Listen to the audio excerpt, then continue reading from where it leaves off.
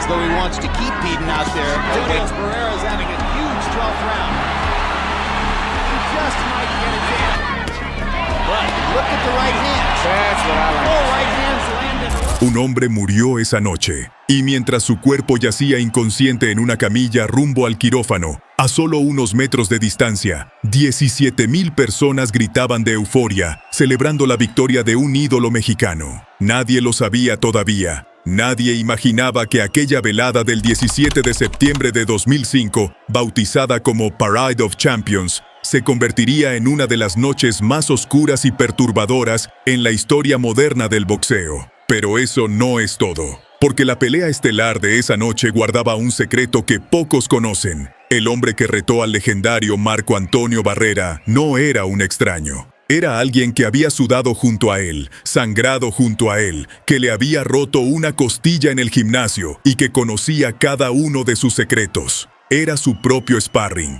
Y lo que pasó entre esos dos hombres dentro del ring y fuera de él es una historia que merece ser contada de principio a fin. Quédate hasta el final, porque lo que vas a descubrir sobre esta pelea cambiará la forma en que ves el boxeo para siempre. Para entender lo que ocurrió aquella noche en Las Vegas, primero hay que viajar a Australia. A Brisbane, exactamente. Ahí nació Robert Lloyd Peden, el 11 de noviembre de 1973. Hijo de una madre aborigen y un padre de ascendencia escocesa. Desde niño, Robbie respiró boxeo. Su padre, Brian Peden, fue peleador y entrenador, y fue él quien le puso los guantes por primera vez. Lo que nadie podía prever era que aquel niño delgado, moreno, con sangre aborigen corriendo por sus venas, estaba destinado a convertirse en algo más que un simple boxeador. Robbie era un guerrero de nacimiento, un hombre que desde joven entendió que la vida te golpea primero, y que la única forma de sobrevivir es devolver los golpes. Su carrera amateur fue excepcional. Acumuló un récord de 130 victorias contra solo 15 derrotas. Fue 5 veces campeón nacional amateur de Australia. Ganó la medalla de oro en los Juegos de la Commonwealth de 1994 y representó a su país en 2 Juegos Olímpicos. Barcelona 1992 como peso mosca y Atlanta 1996 como peso pluma. No era cualquier boxeador. Era un atleta de élite con hambre de gloria. Pero Robbie Peden tomó una decisión que casi ningún boxeador australiano se atrevía a tomar en aquella época. En lugar de quedarse en su país siendo un pez grande en un estanque pequeño, cruzó el Pacífico y se instaló en Estados Unidos. Quería nadar con los tiburones, y lo primero que hizo al llegar fue subirse a un avión, aterrizar en un gimnasio y esparrear 6 rounds con nada menos que Pernell Whitaker, uno de los mejores boxeadores defensivos de todos los tiempos. Recién bajado del avión, sin descansar, 6 rounds con Sweet Pea. Así era Robbie Peden. En los gimnasios de Estados Unidos, Peden se forjó como profesional. Esparreó con Arturo Gatti, con Vernon Forrest, con Vivian Harris, con Mark Breland, con Junior Jones, con Zab Judah. Cada sesión era una clase magistral. Cada round de sparring lo hacía más fuerte, más inteligente, más peligroso. Y fue precisamente en uno de esos gimnasios donde su camino se cruzó con el de un hombre que cambiaría su vida para siempre. Marco Antonio Barrera. Marco Antonio Barrera no necesita presentación. Nacido en Ciudad de México el 17 de enero de 1974, debutó como profesional a los 15 años y desde entonces construyó una carrera legendaria. Campeón mundial en 3 divisiones distintas, protagonista de la trilogía épica contra Eric Morales, verdugo de Naseem Hamed, rival de Manny Pacquiao y Juan Manuel Márquez. ESPN lo ubicó en el puesto 43 de los 50 mejores boxeadores de la historia. Barrera era sinónimo de grandeza mexicana, de valentía, de técnica depurada, de golpes al cuerpo que te quitaban el alma. Para el año 2005, su récord era de 60 victorias y apenas 4 derrotas, con 42 knockouts. Un monstruo del ring. Y fue ese monstruo quien contrató a Robbie Peden como sparring. Durante los años 2000 a 2002, Peden trabajó en los campamentos de Barrera, ayudándolo a prepararse para peleas enormes, incluyendo la pelea contra Prince Naseem Hamed. Peden estima que hicieron alrededor de 200 rounds de sparring juntos. 200 rounds. Para ponerlo en perspectiva, una pelea de campeonato tiene 12 rounds. Peden y Barrera hicieron el equivalente a más de 16 peleas completas juntos en el gimnasio. Se conocían como la palma de la mano. Barrera sabía cómo se movía Peden, cómo golpeaba, cuáles eran sus debilidades, y Peden conocía exactamente lo mismo de Barrera. Cada tic, cada costumbre, cada patrón. Incluso llegó a romperle una costilla a Barrera durante el sparring. Ese era el nivel de intensidad entre estos dos hombres. Pero la vida del Bomber Peden no fue un camino de rosas. 6 años antes de la pelea con Barrera, sufrió una agresión brutal. Fue atacado con un bate de béisbol en un incidente que puso en riesgo no solo su carrera, sino su vida. Las lesiones fueron tan graves que nadie esperaba que volviera a pelear. Pero 5 meses después, Robbie Peden estaba de vuelta en el ring. Su entrenador Dan Goossen no podía creerlo. Se rascaba la cabeza preguntándose cómo era posible que un hombre que casi muere a golpes de bate tuviera la fortaleza mental para volver a un deporte donde recibes golpes en la cara. Pero así era Peden, un guerrero hasta la médula. Su carrera tuvo altibajos. En marzo de 2002, se enfrentó a otro ícono mexicano, Juan Manuel Márquez, en un eliminatorio por el título de la FIB. Peden peleó enfermo. Tenía una infección viral que no quiso revelar porque no quería perder la oportunidad de pelear por un cinturón mundial. En el 10º round, Márquez le conectó un durísimo golpe al cuerpo. Peden regresó a su esquina y empezó a vomitar sangre. Su entrenador, Roger Bloodworth, no tuvo más remedio que detener la pelea. Fue una derrota devastadora, pero Peden jamás se excusó públicamente. Siempre dijo que Márquez era un gran campeón y que fue el mejor hombre esa noche. Luego vino la derrota contra John Brown, una pelea donde Peden era amplio favorito, pero donde se rompió el manguito rotador del hombro derecho en el 4º round. Otra vez la mala suerte. Muchos lo dieron por acabado. Los expertos lo descartaron, pero Robbie Peden no sabía rendirse. Y entonces llegó marzo de 2004, la pelea que lo cambió todo. Robbie Peden contra Nate Campbell en Fox Sports Net.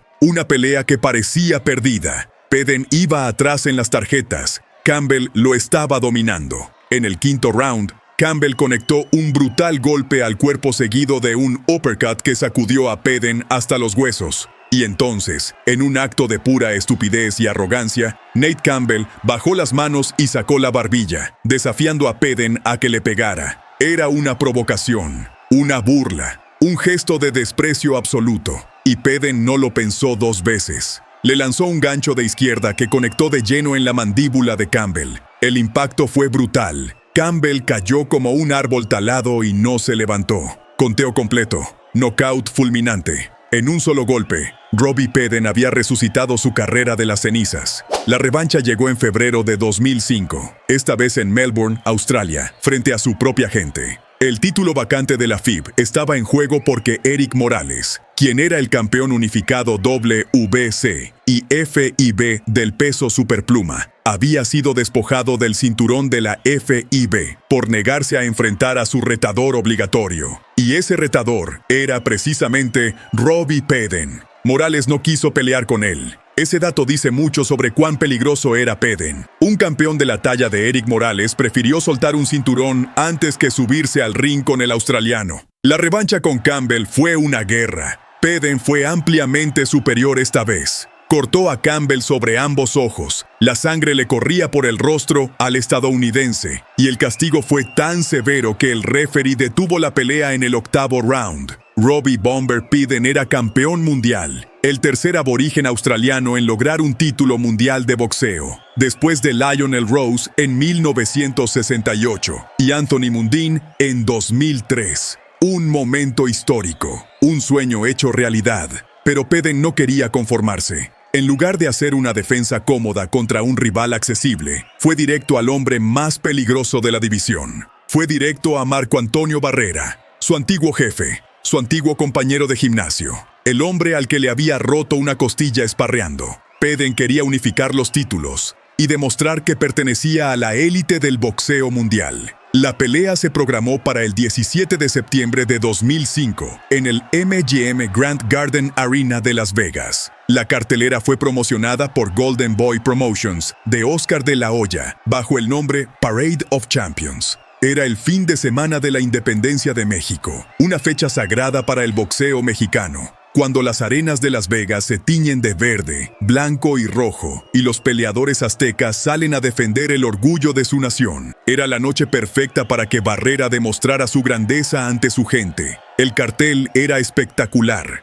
Además de Barrera contra Peden, peleaba el legendario Sugar Shane Mosley contra José Luis Cruz. Y en lo que parecía una pelea menor del undercard, el campeón ligero de la FIB, Leavander Johnson, defendía su cinturón contra el mexicano Jesús Chávez. Nadie podía imaginar que esa pelea secundaria se convertiría en el capítulo más trágico de la noche. Leavander Johnson era un hombre de 35 años de Atlantic City, padre de 4 hijos, que había perseguido el sueño del campeonato mundial durante 16 años. Perdió 3 intentos por el título antes de finalmente ganar el cinturón vacante de la FIB en junio de 2005, derrotando a Stefano Zoff en Italia. Apenas 3 meses como campeón. 3 meses de gloria después de toda una vida de sacrificio. Y ahora tenía que defender ese cinturón frente a Jesús Chávez, un peleador experimentado con puños de concreto. Pero antes de llegar a ese momento, volvamos al camerino de Robbie Peden. Es la noche del 17 de septiembre.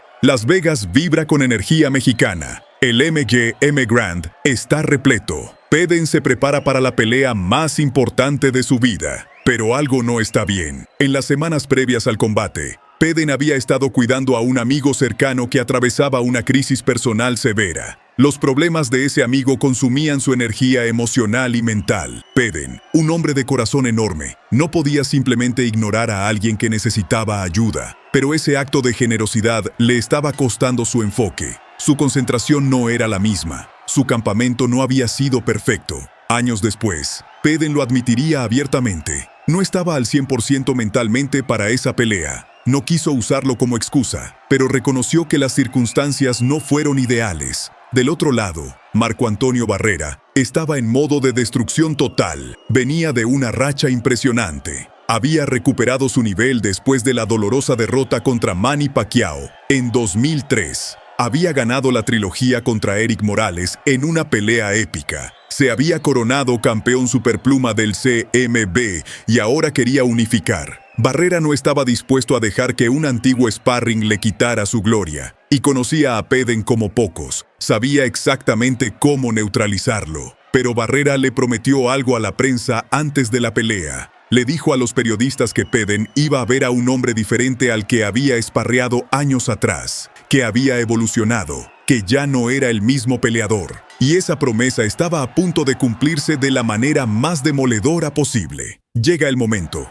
Las luces del MGM Grand se atenúan. El primero en hacer su entrada es Robbie Peden. Y lo que ocurre entonces es un momento cultural único en la historia del boxeo en Las Vegas. Mientras Peden camina hacia el ring, un aborigen australiano toca un didgeridoo, ese instrumento ancestral de sonido profundo y envolvente que los pueblos originarios de Australia han utilizado durante más de 1500 años. El sonido gutural del didgeridoo retumba por toda la arena, creando una atmósfera mística, casi espiritual. Es el orgullo de un pueblo entero caminando hacia la guerra. Peden lleva sobre sus hombros el peso de la historia de su gente. Después entra Barrera. La ovación es ensordecedora. El público mexicano enloquece. Es su guerrero, su leyenda, su orgullo nacional. El MGM Grand se convierte en un pequeño México. Los gritos, las banderas, las trompetas. Barrera camina al ring con la seguridad de un hombre que ha estado en esta situación docenas de veces,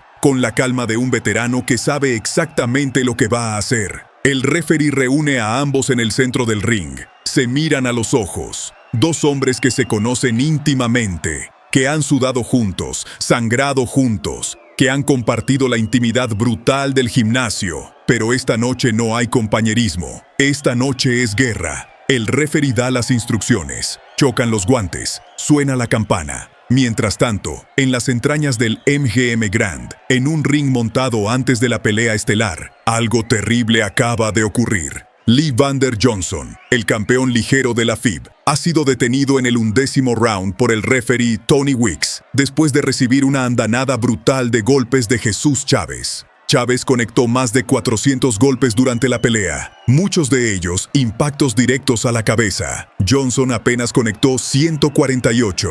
Después del 10º round, la doctora del ring Margaret Goodman revisó a Johnson en su esquina, pero permitió que continuara. En el 11º, Weeks no tuvo más remedio que parar la masacre. Johnson dijo en el ring que estaba bien. Caminó hacia su camerino por su propio pie. Pero minutos después, mientras Barrera y Peden se preparaban para subir al ring, Johnson se desplomó en su camerino. Fue llevado de emergencia al hospital. Tenía un hematoma subdural, sangrado en el cerebro. Y mientras la multitud rugía por Barrera, los médicos luchaban por salvar la vida de Evander Johnson. Nadie en la arena lo sabe, ni Barrera, ni Peden, ni los 17,000 espectadores. La fiesta continúa mientras un hombre pelea por su vida en una camilla. Primer round. Barrera sale decidido. Peden intenta establecer su distancia, pero desde el primer intercambio queda claro que Barrera ha venido con un plan perfecto. Se mueve con una precisión quirúrgica. Usa su jab como un bisturí, cortando el aire justo antes de llegar a la cara de Peden. Y entonces, en los primeros intercambios, Peden conecta un golpe limpio que impacta de lleno en la nariz de Barrera. El mexicano siente el crujido. Años después, Barrera le confesaría a Peden que le rompió la nariz con ese primer golpe. Pero Barrera es un guerrero curtido en 1000 batallas. Una nariz rota no lo va a detener. Se limpia la sangre y sigue adelante. Segundo round. Barrera comienza a encontrar su ritmo. Su jab es cada vez más preciso. Sus combinaciones llegan con una fluidez que Peden no puede igualar.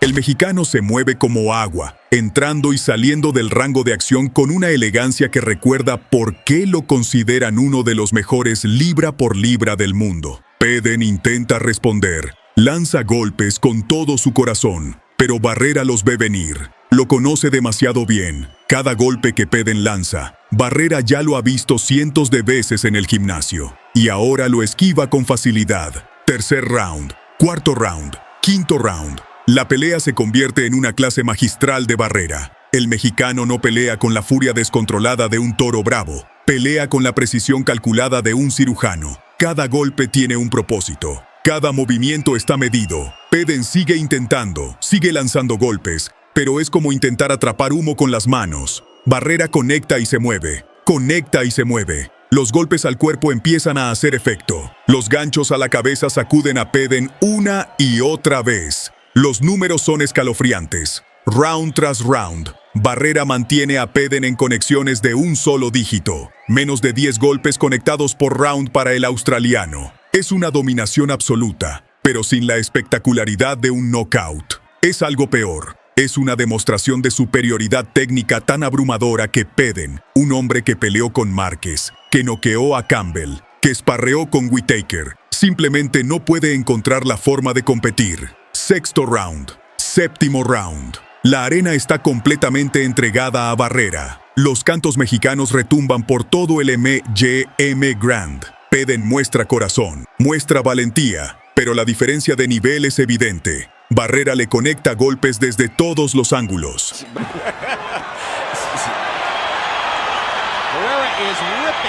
Jabs, rectos de derecha, ganchos al cuerpo, uppercuts. Es una exhibición de boxeo completo. De ese boxeo que solo los grandes maestros son capaces de ejecutar bajo las luces de Las Vegas. Octavo round. Noveno round. Peden se niega a rendirse. Es el espíritu del bomber. El mismo espíritu que lo trajo de vuelta después de la paliza con el bate de béisbol. El mismo espíritu que lo hizo pelear enfermo contra Márquez. El mismo espíritu que lo llevó a noquear a Campbell cuando todo parecía perdido. Pero esta noche, el espíritu no es suficiente. Barrera es demasiado bueno, demasiado inteligente, demasiado preciso. Décimo round. Y aquí llega el único momento verdaderamente polémico de la pelea. Barrera lanza un golpe que impacta claramente debajo de la línea del cinturón de Peden. Un golpe bajo indiscutible. El referee interviene y le descuenta un punto a Barrera. El mexicano protesta brevemente, pero acepta la sanción. Es apenas una nota al pie en una noche de dominación total, pero para Peden representa un pequeño respiro.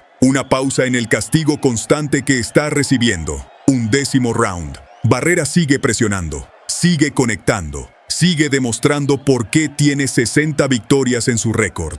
Peden está agotado física y mentalmente. Cada golpe de barrera parece más pesado que el anterior, pero el australiano sigue de pie. Sigue caminando hacia adelante. Sigue intentando. Hay algo admirable en un hombre que sabe que está perdiendo, y aún así, se niega a dar un paso atrás. Y mientras todo esto ocurre dentro del ring, en el hospital, los médicos operan a Leavander Johnson. Le realizan una cirugía de emergencia para aliviar la presión del hematoma subdural. Lo inducen a un coma farmacológico. Su padre, Bill Johnson, su entrenador de toda la vida, permanece junto a su cama. Su madre, sus hermanos, su novia, todos esperando un milagro. Jesús Chávez, el hombre que le quitó el título y la salud, se enteró de la tragedia mientras veía la pelea de Barrera contra Peden en la televisión del camerino. Sus padres ya sabían lo que estaba pasando, pero no querían decírselo. Cuando escuchó la noticia en la transmisión, Chávez quedó paralizado. No sabía qué hacer. El miedo lo consumió. 12º y último round. La campana suena y Barrera sale con todo, como si quisiera poner un signo de exclamación al final de su obra maestra. Lanza 94 golpes en ese último asalto y conecta 51 de ellos. 51 golpes conectados en un solo round. Marco Antonio Barrera is having a huge 12th round.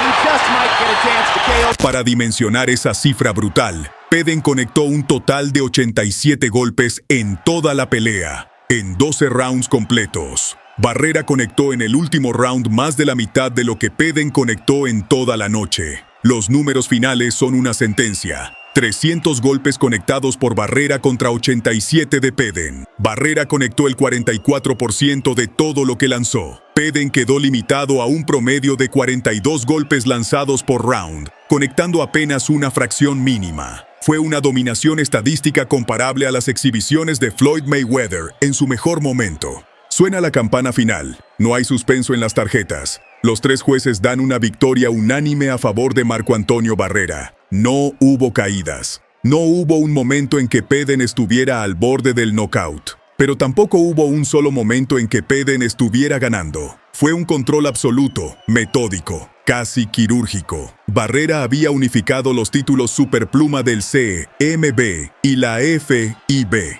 Había cumplido su promesa de mostrar a un peleador diferente. Y lo había hecho con la frialdad de un asesino profesional. La celebración de Barrera fue inmediata. En el ring, rodeado por las figuras de Golden Boy Promotions, con Oscar de la Hoya y Shane Mosley a su lado, el mexicano levantó ambos cinturones ante una arena enloquecida. Era la imagen del triunfo, la imagen de la leyenda consolidada. Pero debajo de la superficie brillante de aquella celebración, la tragedia se gestaba en silencio. 5 días después, el 22 de septiembre de 2005, Leavander Johnson falleció. Sus órganos dejaron de funcionar y su familia tomó la dolorosa decisión de desconectarlo. Tenía 35 años, 4 hijos. Había sido campeón del mundo durante apenas 3 meses. 3 meses de gloria después de 16 años de sacrificio, de caer y levantarse, de perder 3 intentos por el título antes de finalmente lograrlo. Y todo terminó en una noche que se suponía debía ser una celebración. La Parade of Champions se convirtió en la noche más triste del boxeo en 2005. Lo que debió ser un festival de boxeo mexicano en el fin de semana de la independencia, terminó manchado por la muerte de un padre de familia que solo quería defender el cinturón que tanto le costó ganar. Para Robbie Peden, la derrota contra Barrera marcó el principio del final.